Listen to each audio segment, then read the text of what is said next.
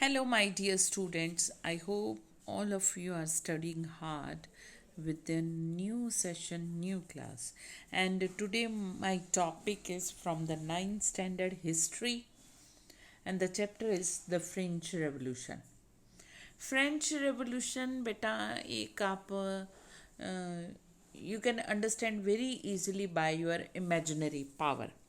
You have to imagine or see the views in your brain, and you have to create a fictitious of imaginary views in front of you as like movie is going on and you are watching the movie in the theater.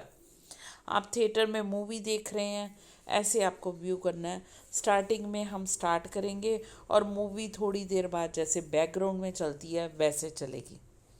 Okay बेटा, अब हमारी movie में start हो रही है. View मेरे साथ साथ करना, इमेजिन मेरे साथ साथ करना. You will understand very easily. And movie start हुई है. हमने देखा मूवी के स्टार्ट में कॉमन पीपल जो है in thousands violently rushing towards a fort, and that is the Bastille. एक किला है, उसकी तरफ भाग रही है, दौड़ रहे हैं. बड़े हिंसात्मक हुए पड़े हैं लोग और बहुत जैसे तबाह कर देंगे, और ये लाखों के हज़ारों की तादाद में. और ये जो थी बास्टाइल था किला, जिसको सब ने तोड़ फोड़ दिया, रोइन कर दिया, और उसके पत्थर, उसकी ईंटें, ये एक निशानी के रूप में किसकी? डिस्पोटिज्म ऑफ रूल, तानाशाह किंग की निशानी के रूप में अपने घरों में ले गए. अब लोग इतने गुस्से में आए कैसे, किस तरह से आए? What was the basic reason behind this कि ये सारा तोड़ फोड़ हो गया?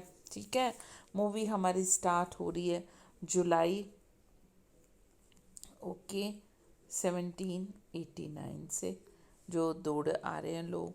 और अब हम बैकग्राउंड की तरफ चल रहे हैं कि ऐसा हुआ क्या कि लोग एकदम गुस्से में पागल हो गए. डेमोन्स्ट्रेशन, तोड़ फोड़ की, एक किला ही इन्होंने कुछ घंटों में पूरा का पूरा तोड़ फोड़ दिया. What were the basic reason? हमारी मूवी बैकग्राउंड की तरफ मूव करती है और दिखाया जाता है कि किस तरह से 100 साल पहले, ठीक है, 200 साल पहले फ्रेंच सोसाइटी जो थी वो 3 स्टेट में डिवाइडेड थी. सबसे ऊपर चर्च थी, फिर थे रॉयल फैमिली, राजा, और फिर थे कॉमन. इसको कहा गया है फर्स्ट स्टेट. ठीक है, first state, second state, okay, and third state. Okay बेटा, ये 3 स्टेट्स में डिवाइडेड थी.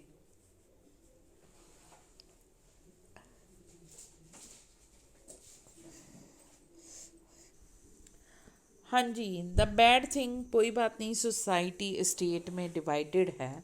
हमारे जैसे कास्ट सिस्टम है, कास्ट होना कोई बुरी बात नहीं है, बट बुरी बात वहाँ पे हो जाती है जब डिफ्रेंशिएशन हो रहा है और किसी के साथ जो है एक्सप्लॉयटेशन हो रही है, कोई ऐश आराम से बीत रहा है. ये फर्स्ट एंड सेकंड स्टेट जो थी, ओके बेटा, फर्स्ट एंड सेकंड स्टेट जो थी वो क्या थी? वो तो ऐश आराम से ज़िंदगी बिता रहे थे. No work, only rights. और जो थर्ड स्टेट थी वो कॉमनर थे, सारे काम उन्होंने करने और टैक्स भी उन्होंने पे करने. यही गुस्सा, रोष जो है बढ़ता गया, और ये फ्रेंच रेवोल्यूशन हुई 1789 में. अब हम लोग now we are going to discuss this chapter in detail. Okay बेटा, first of all we will understand the meaning of revolution. Revolution, what is revolution? Revolution जो है बेसिकली एक एक्शन होता है लार्ज पीपल का, okay, try to change the government और form. जो government और उसकी फॉर्म को चेंज करने की कोशिश करते हैं, और बेसिकली ये एक एक्शन लिया जाता है. ग्रुप ऑफ पीपल बहुत ज़्यादा तादाद में इकट्ठे हो जाते हैं जब गवर्नमेंट का कुछ उनको पसंद नहीं आता या गवर्नमेंट ही पसंद नहीं, और प्यार से जब बात ना करें तो फिर वायलेंट रूप, हिंसात्मक रूप ले लेती है और चेंज बड़ा पैमाने पे आता है, उसको रेवोल्यूशन कहा जाता है। जैसे कि इंडस्ट्रियल रेवोल्यूशन 16th सेंचुरी में बड़े पैमाने में इंडस्ट्री में चेंज आया, इसी तरह से गवर्नमेंट्स में। ओके, नाउ हम लोग, मैंने आपको बता दिया है कि स्टोरी हमारी बैकग्राउंड चलेगी, बट चैप्टर हमारा स्टार्ट हो रहा है कहाँ से, 14 जुलाई 1789 से। 14 जुलाई 1789 में क्या हुआ बेटा, पेरिस के शहर में क्या है, यहाँ पे बहुत ज़्यादा अराजकता, जिसको हम लॉ एंड ऑर्डर डिस्टर्ब हो गया, और कि कुछ भी हाथों में नहीं राजन के रहा, और किंग ने कमांड की ट्रुप सेना को, सड़कों पे उतर आए हैं कॉमन पीपल को लॉ एंड ऑर्डर को मेंटेन करने के लिए। ओके बेटा, सो ये सब कुछ मेंटेन करने के लिए हो रहा है क्या, लॉ एंड ऑर्डर।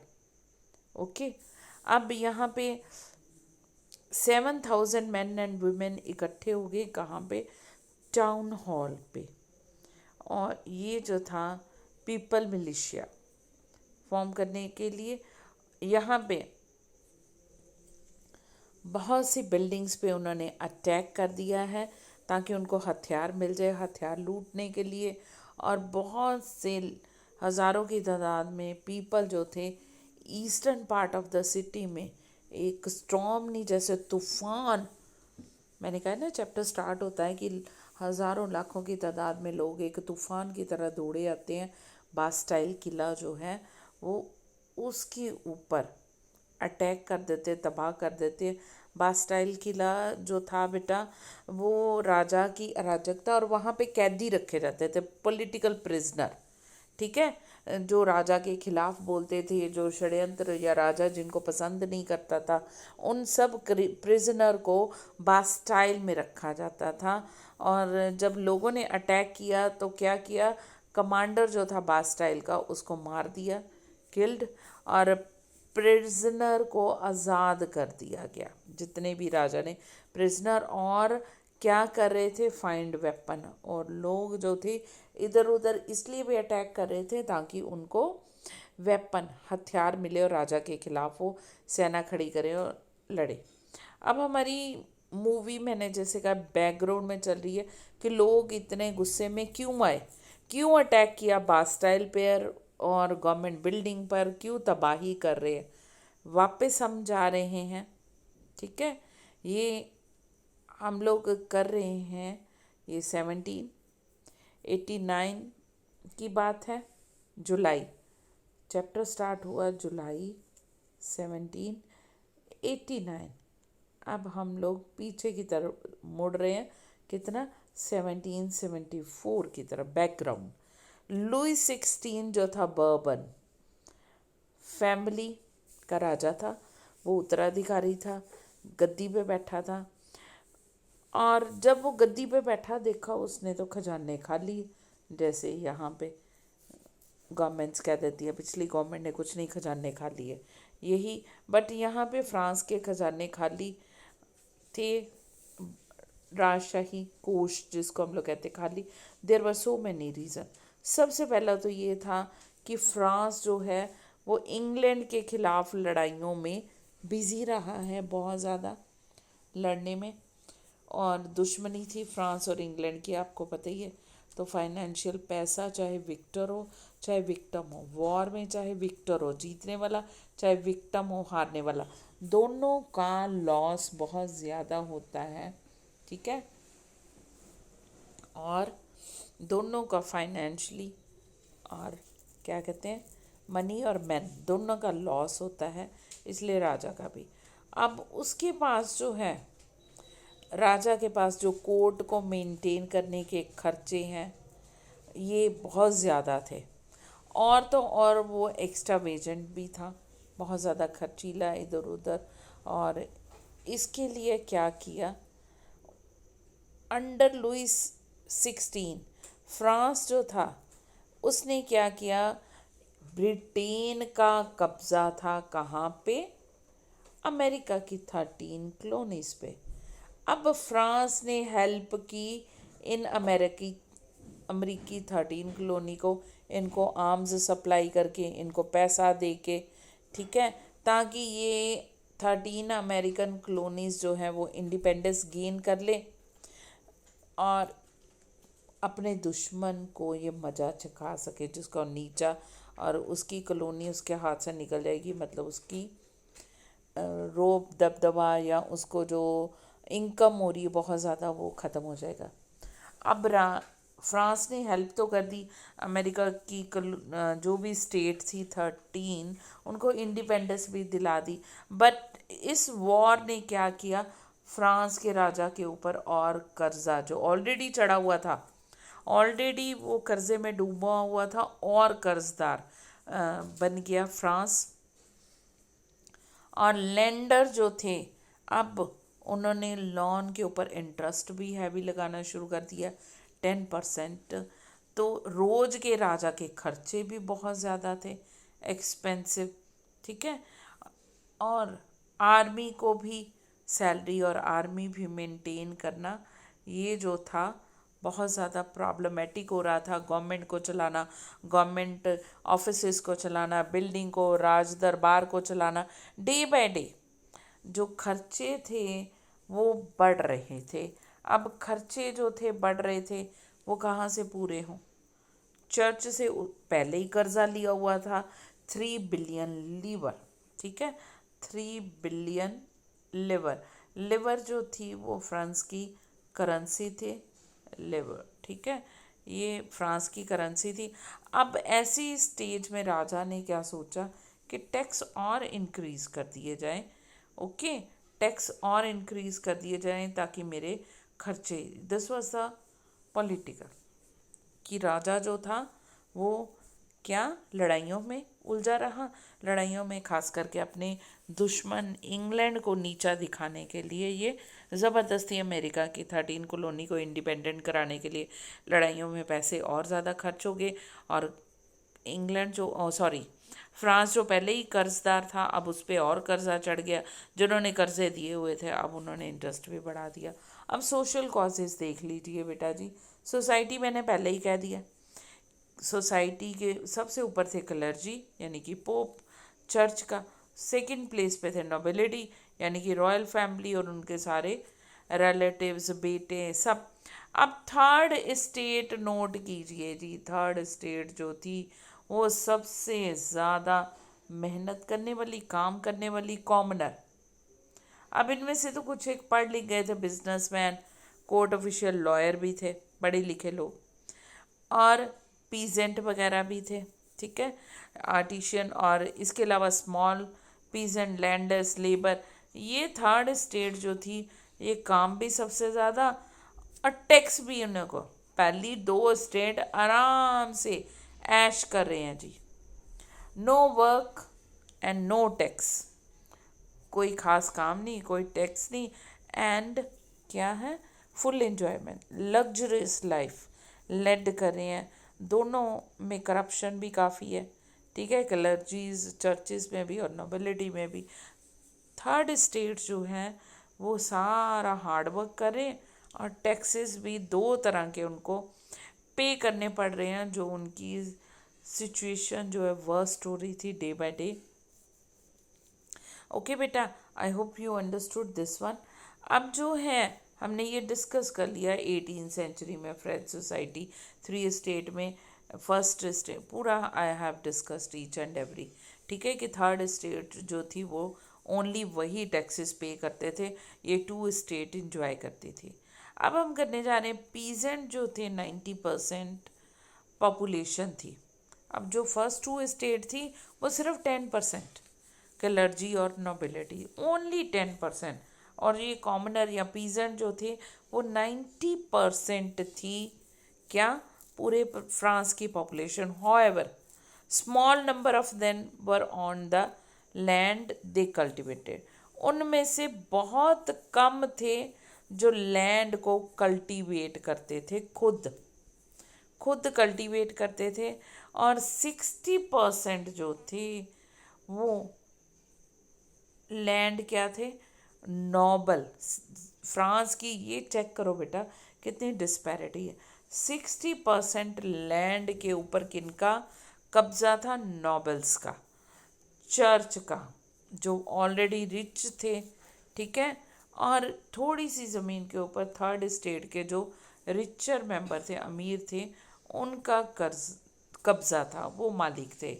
अब क्लर्जी और नोबिलिटी जो थे, मैंने पहले ही कह दिया कि उनका जन्म, वो और उनके घराने में जो भी जन्म लेते थे उनको जन्म से ही सारे के सारे प्रिविलेजेस, राइट मिल जाते थे, ठीक है।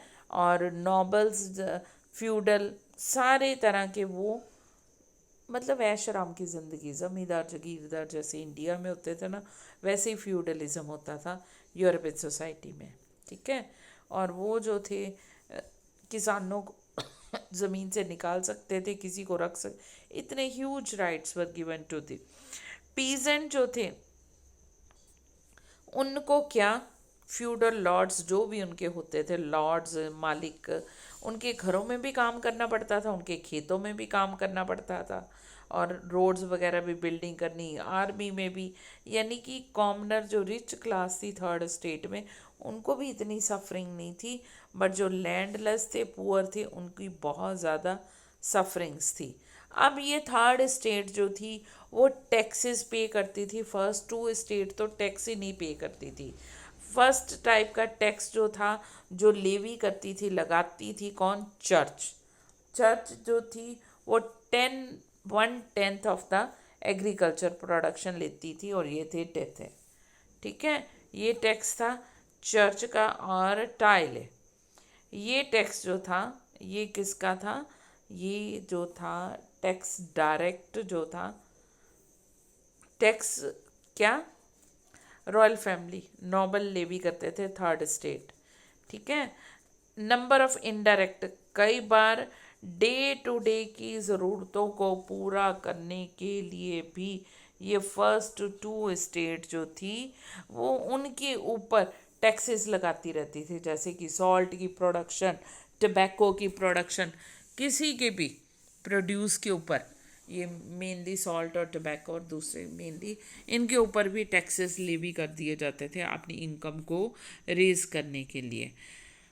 अब थर्ड स्टेट मैंने पहले ही कहा है कि दो तो टैक्सेस डायरेक्ट थे। एक टैक्स ले रही थी उनसे चर्च, एक टैक्स ले रही थी क्या? राजा, स्टेट जिसको हम लोग कहते हैं, ठीक है। चर्च ले रही थी और स्टेट यानी कि किंग। अब ये जो थे टैक्स, 1/10 ऑफ द क्या था? 1/10 ऑफ द एग्रीकल्चर प्रोड्यूस के ऊपर था। और ये जो था डायरेक्ट टैक्स कौन लेता था? चर्च। अब एक डायरेक्ट टैक्स जो है वो स्टेट यानी कि राजा भी ले रहा है, और वो है टैले, ये टेथिस और ये टैले। एक और इनडायरेक्ट टैक्स, जैसे मैंने पहले ही कह दिया कि प्रोडक्शन हो रही है तो उसके ऊपर, जैसे टबाको। इकोनॉमिक कॉजेस, अब पॉपुलेशन जो थी फ्रांस की बढ़ गई, ठीक है। ये देखिए जी, फ्रांस की 1715 में पॉपुलेशन थी 28 बिलियन, ओके। अब ये 23 मिलियन थी 1715 में। कितनी थी? 23 मिलियन 1715 में। अब ये जो है बढ़कर 28 मिलियन होगी कब? 89 में, 1789 में। अब पॉपुलेशन जितनी बढ़ेगी उनको खाने पीने के लिए भी उतना ही चाहिए, फूड ग्रेन की डिमांड भी उतनी ही होगी। और पॉपुलेशन जो है, the production of grain, grain की प्रोडक्शन जो है वो उतनी नहीं हो रही थी जितनी कॉमन पीपल की डिमांड थी, जितने खाने वाले लोग थे। अब प्रोडक्शन कम हो रही है, डिमांड ज़्यादा है, यानी कि सप्लाई कम डिमांड ज़्यादा, तो ऑब्वियसली महंगाई बढ़ेगी ना। चीज़ खरीदने वाले ज़्यादा खड़े हैं और चीज़ें दो चार ही हैं, तो अपने आप बेचने वाले को पता है इतने खरीदने वाले खड़े हो, वो रेट बढ़ा देगा। इस तरह से महंगाई बढ़ रही थी। Staple diet of the majority rose steeply. ठीक है। सो ये जो थे हालात वर्स्ट हो रहे थे। मोस्ट ऑफ द वर्कर भी बहुत ज़्यादा वर्कर वर एम्प्लॉयड। अब खेतों में काम करने के लिए भी लोग बहुत कम थे। ठीक है। कहाँ पे काम कर रहे थे? ज़्यादातर वर्कशॉप्स में लेबर के रूप में उनके फिक्स्ड वेजेस थे। और ये जो थे वेजेस यानी कि उनको दिहाड़ी डेली वेजेस हो गए या मंथली वेजेस हो गए, बहुत कम मिल रहे थे। जैसे महंगाई बढ़ी उसके हिसाब से उनकी सैलरी नहीं बढ़ी, वेजेस नहीं बढ़े। प्राइसेस बढ़ रहे थे चीज़ों के, बट इनकम उतनी ही थी। ये गैप बढ़ी जा रहा था। इसके अलावा रिच और पुअर के बीच में गैप बढ़ी जा रहा था बहुत ज़्यादा। ठीक है। और सबसे वर्स्ट थिंग ये होगी ड्राउट, सूखा पड़ गया, और हेल स्टॉर्म्स, ओले। इसकी वजह से क्या हुआ कि फसलें सारी बर्बाद होगी, और जो थोड़ी बहुत जो थी वो भी तबाही नेचुरल डिज़ास्टर की वजह से होगी। So this led to the subsistence, जिंदा रहने के लिए, जीविका के लिए अब सबको प्रॉब्लम बहुत ज़्यादा बढ़ गई है। मिडिल क्लास का हम लोग ओवरव्यू दे रही हूँ चैप्टर का, कि मिडिल क्लास का रोल जो था यहाँ पे 18 सेंचुरी में इमर्ज होगी या फ्रांस में मिडिल क्लास। अब मिडिल क्लास के पैसा बहुत ज़्यादा आ गया। वो कैसे आया? ये लोग जो थे ट्रेडर थे, और ये अपने ही मैन्युफैक्चर करके सामान बना के बेचने, ओवरसीज ट्रेड, समुंदर पार जाते थे ट्रेड करने के लिए, मैन्युफैक्चर गुड्स को बेचने के लिए, और वहाँ से सस्ता सामान लाकर अपनी कंट्री में बेचने के लिए। ये क्या हो गए? ट्रेडर्स हो गए। थर्ड स्टेट जो थी, इसमें ट्रेडर तो थे, प्रोफेशंस भी, लॉयर, एडमिनिस्ट्रेटिव ऑफिसर, और काफ़ी लोग एजुकेटेड भी हो गए। ठीक है। सोसाइटी में अब जो लोग पढ़ लिख जाएगा वो थोड़ी रीजनिंग, आपने आपका बिजनेस है, कुछ भी है, आप पढ़ोगे, एजुकेट होवोगे तो आपका ब्रेन डेवलप होता है। आपको what is wrong, what is right, you come to know जब आप पढ़ते हो, फ्री माइंड से, फ्री ब्रेन से, और नॉलेज गेन करते हो, कोई रिस्ट्रिक्टेड नहीं और रॉन्ग डायरेक्शन में नहीं। ठीक है। एक खुले दिल दिमाग से पढ़ाई करते हो तो आपको क्या है, नॉलेज होती है कि what is right, what is wrong. इसी तरह से फ्रेंच जो एजुकेटेड क्लास थी, मिडिल क्लास में पढ़ लिख गए, अब उन्होंने क्वेश्चनिंग स्टार्ट कर दी है कि फर्स्ट टू क्लासेस को किस लिए, उनकी पोजीशन अच्छी है, सारे राइट इंजॉय कर रहे हैं, और हमसे पैसे किस बात के ले रहे हैं, उनमें कौन से मेरिट्स हैं, कौन सी बढ़िया है, क्या बात है, ये थोड़ा जन्म में राजा की फैमिली में हो गया, या वो चाहे ये चर्च में इतनी पवित्र या अच्छे कर्म, फिर भी वो टैक्स लेंगे और ऐसे इंजॉय करेंगे। अब थर्ड क्लास में, ठीक है, थर्ड स्टेट में जिसको हम लोग कह लें, काफ़ी फिलोसफर भी हो गए, तार्किक विचार, जैसे जॉन लॉक है। 2 ट्रीटीज ऑफ द गवर्नमेंट उन्होंने कहा है, और ये कहा है कि टोटली रिफ्यूज़ करते हैं इस बात को कि राजा को दैविक शक्तियाँ, वो राजा का अवतार है, जैसे पुराने टाइम पे कहा जाता था कि वो राजा का अवतार है, उसके पास सारे राइट है, जो मर्जी कर सकता है, वो गॉड मैसेंजर, उसको सब माफ़ है हमें। वो सब उन्होंने डिवाइन पावर्स जो उसके पास है, डिवाइन राइट है, डॉक्ट्राइन ऑफ डिवाइन है, वो सब रिजेक्ट कर दिए कॉमन जॉन लॉक ने। अब सेकेंडली है जैकब रूसो। ये भी बड़ा फेमस फिलोसफर रहे हैं रूसो, और इन्होंने बुक लिखी है द सोशल कॉन्ट्रैक्ट। वो कहते हैं कि ये कॉन्ट्रैक्ट है, ठीक है, गवर्नमेंट जो है और सोसाइटी के बीच रहने वाले लोगों के बीच में एक कॉन्ट्रैक्ट है कि हम आपको वोट देंगे, आप हमारे लिए अच्छा काम करोगे। ठीक है। ये नहीं है कोई भी गद्दी में, और इन सबको ये कॉन्ट्रैक्ट जो है वो फिल करने होंगे। अब आ जाइए जी मॉन्टेस्क्यू। मॉन्टेस्क्यू जो है the spirit of the laws, यहाँ पे मॉन्टेस्क्यू ने प्रपोज किया है कि यहाँ पे डिवीज़न होनी चाहिए पावर की। ओके, कि एक ही ग्रुप सारी पावर को नहीं एंजॉय करेगा।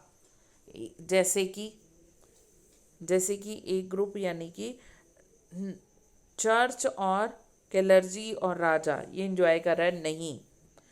सब में पावर्स की, मोंटेस्क्यू ने बोला, पावर की डिवीज़न हो, जैसे आजकल हैं 3 ऑर्गन्स ऑफ द गवर्नमेंट, है ना बेटा, 3 ऑर्गन्स। हर गवर्नमेंट में 3 ऑर्गन्स हैं, स्पेशली डिक्टेटरशिप की नहीं मैं बात करी, मैं पार्लियामेंट की बात करी। एक है लेजिस्लेचर जो लॉ मेकिंग बॉडी है, ओके, हमारी पार्लियामेंट है, लोकसभा, राज्यसभा, लेजिस्लेचर। दूसरा है एग्जीक्यूटिव, वो क्या है, इन्फोर्स करते हैं लॉ को। और थर्ड है जुडिशरी, जो झगड़े हो गए हैं उनका निपटारा करती है, सेटल, चाहे मिनिस्टर हो चाहे प्राइम मिनिस्टर हो, कुछ भी गलती है उनको सज़ा मिलेगी, ओके। इसको कहते हैं डिवीज़न ऑफ पावर। एक बैठा राजा ही नहीं, वही लॉ बना रहा है, वही न्याय के फैसले सुना रहा है और वही लागू, ये कुछ नहीं होगा। वो कहते हैं कि गवर्नमेंट में ये आ गया जी, आजकल के मॉडर्न टाइम में जैसे ऑर्गन्स होने चाहिए डिवाइडेड, उनके डिपार्टमेंट होने चाहिए, legislature law making body, executive enforcement और जुडिशरी न्याय। अब मॉडल जो है ये पुट इनटू फोर्स, ये पावर में आया सबसे पहले। Same model division of power का यूएसए ने फॉलो किया है जब 13 कॉलोनी ने डिक्लेयर की है इंडिपेंडेंस, ठीक है, पूरी तरह से। और ये जो है, हाँ जी बेटा जी, अब जितने भी फिलोसोफर हुए हैं, जॉन लॉक, रूसो, ये इनके आइडियाज़ और बड़े ग्रेट, हर लोगों ने अब डिस्कस करने शुरू कर दिए, चाहे कॉफ़ी हाउसेस में, सैलून में, और लोगों ने जो है बहुत अब होना शुरू हो गया कि ये क्यों हो रहा है जी। बुक्स, न्यूज़पेपर, हर तरफ रीड हो करनी शुरू कर दी है, लाउड ग्रुप में बैठे। और इलिटरेट मतलब अनपढ़ लोग, जो पढ़े लिखे नहीं थे, जब लाउड मेरी, उनको भी बेनिफिट हो रहा है, जब सब कोई डिस्कशन हो रही है उनको अपने आप नॉलेज मिल रही है, चाहे वो मैगजीन्स, न्यूज़पेपर्स नहीं पढ़ पा रहे थे, बुक्स नहीं पढ़, फिर भी ऐसे डिस्कशन से उनको फ़ायदा हो गया। अब है स्टेट जर्नल, ठीक है, स्टेट जर्नल जैसे हमारी पार्लियामेंट है वैसे ही फ्रांस में थी बेटा, ठीक है। ये जो थी मोनार्क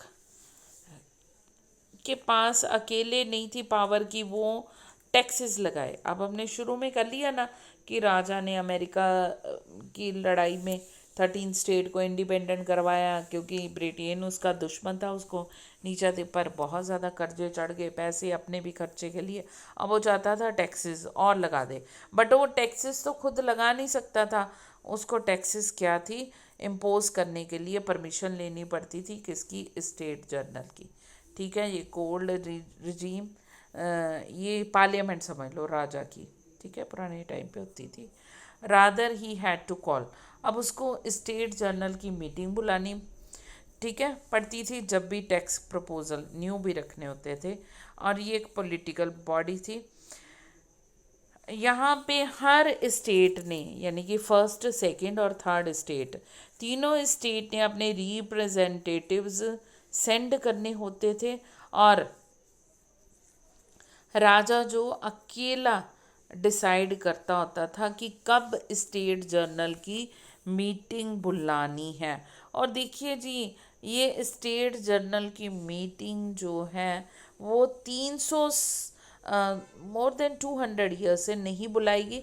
और अब बुलाई भी तो किस लिए बुलाई, ये फिफ्थ मई को 1989 को लुई 16 ने बुलाई है असेंबली, किस लिए, नए टैक्सेस का प्रपोजल, प्रस्ताव रखने के लिए और नए टैक्सेस लगाने के लिए, कॉमन पीपल की भलाई के लिए या कंट्री की भलाई के लिए, कुछ नहीं, टैक्सेस बढ़ाने के लिए, ताकि अपने जो खर्चे हैं जो हैं वो पूरी तरह से वो कवर कर सकें। इसलिए अब 300 रिप्रेजेंटेटिव इसमें आ गए हैं, ठीक है। The clergy, the nobility send 300 representative, दोनों में से जो कि आगे बैठे रहते थे, सबसे आगे भी उन्हीं को बैठने का राइट है, जिन्होंने टैक्स देने ही नहीं जी, जिन्होंने टैक्स देने हैं उनको पीछे खड़ा रखा जाता था।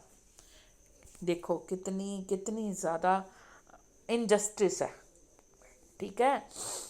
अब 600 रिप्रेजेंटेटिव जो हैं वो थर्ड स्टेट के हैं and they had to stand at the back. और ये सिटेड, बैठे हुए हैं जी, कहाँ पे? रोज जो एक दूसरे को फेस के सबसे आगे महाराजा जी बैठे हैं, जिन्होंने टैक्स ही नहीं देने, जिन्होंने टैक्स देने हैं वो खड़े हैं जी, वो भी पीछे, आगे भी। तो ये जो था presented by it's more prosperous educated. अब थर्ड स्टेट में क्या चेंज आ गया जब राजा ने मीटिंग बुलाई? वो तो बहुत ज़्यादा पढ़ लिख के और ज़्यादा अमीर हो चुके हैं, फॉरेन कंट्री ओवरसीज़ में भी ट्रेड करने जा रहे हैं, पीजेंट आर्टिशियन। और ज़्यादा स्ट्रेंज बात ये है कि यहाँ पे मेन अलाउड थे, विमेन अलाउड ही नहीं थी। ठीक है, स्टेट जनरल में वोटिंग भी जो थी कंडक्ट होती थी, principle each state one vote. समझ लगी? अब फर्स्ट स्टेट की होगी एक वोट, ठीक है, सेकंड स्टेट की होगी एक वोट, और थर्ड स्टेट की भी एक वोट, एक एक वोट कंसिडर होगी। अब टैक्स लगाने हैं, ये दोनों स्टेट तो खुश होंगी, ये तो कहेंगी कि यस यस लगाओ, यानी कि 2 वोट, ये अकेली रहेगी तो मेजोरिटी 2 वोट वाला, यानी कि टैक्स लगेगा। देखो टैक्स वोटिंग का सिस्टम भी कितना गलत था। ठीक है, और इस तरह से दिस टाइम, अब इस टाइम पे क्या हुआ है, लुइस 16 ने डिटरमाइन कर लिया कि वो सेम प्रैक्टिस रखेगा, यानी कि each state have each traditional voting value. ठीक है, ये मैंने आपको बता दिया, ईच स्टेट की एक ही वोट है। बट जो मेंबर थे थर्ड स्टेट के, अब वो वोटिंग जो चाहते थे कि ये थोड़ा now be conducted by assembly as a whole. अब एक वोट एक स्टेट नहीं होना चाहिए, सारे इकट्ठे वोट डालें और मेजॉरिटी से फैसला हो। ठीक है, एक पर्सन की एक वोट। और ये जो था रूसो ने भी सोशल कॉन्ट्रैक्ट में दिया हुआ है। और आगे देखिए जी, नेशनल असेंबली जो थी